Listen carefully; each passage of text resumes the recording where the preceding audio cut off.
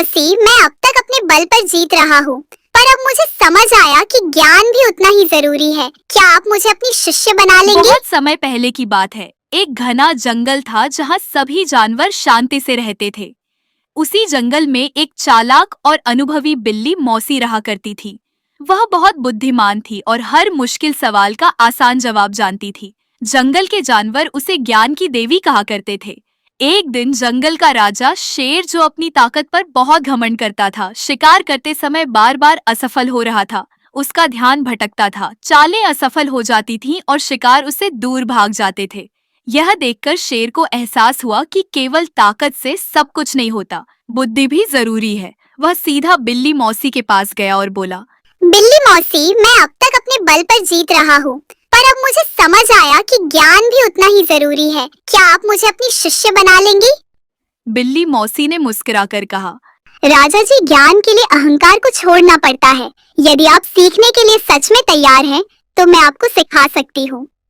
अगले दिन से ही शेर ने नियमित रूप से बिल्ली मौसी के पास आना शुरू किया। वह ध्यान से हर पाठ सीखता, शिकार की चुपचाप तकनीक, अपने गुस्से को कैसे नियंत्रित करना है, जंगल के नियमों को समझना और हर जानवर की विशेषताओं को पहचानना।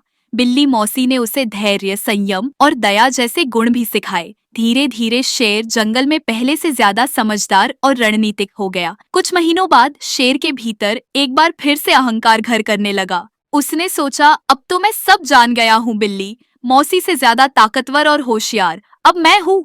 एक दिन वह मौसी के पास गया और बोला, क्या अब मैंने सब कुछ सीख लिया है?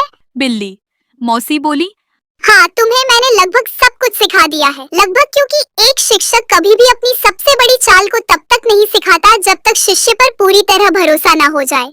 शेर यह सुनकर थोड़ा चिढ़ गया। उसे लगा कि बिल्ली मौसी उससे कोई रहस्य छुपा रही है। उसने सोचा, अगर मैं उसे डरा दूं तो वह आखिरी विद्या भी बता देगी। शेर ने अचानक उस पर झपट्टा मारा, लेकिन बिल्ली मौसी ने पहले ही खतरा भांप लिया था। वह बिजली की गति से पास के पेड़ पर चढ़ गई और ऊपर से बोली, मैंने तुम्हें सब कुछ सिखाया, सिवाय पेड़ पर चढ़ने के, और यह मेरी अंतिम चाल थी, क्योंकि मुझे मालूम था एक दिन तुम अपनी ताकत का गलत इस्तेमाल करोगे। शेर शर्मिंदा हो गया। उसने महसूस किया कि ज्ञान का सही उपयोग विनम्रता और विश्वास से होता है, न कि धोखे से। शिक्षा ज्ञान केवल सीख लेने से नहीं आता, उसे सही ढंग से अपनाना और आभार व्यक्त करना भी उतना ही जरूरी होता है। और कभी भी अपने शिक्षक या किसी शुभचिंतक को धोखा नहीं देना चाहिए।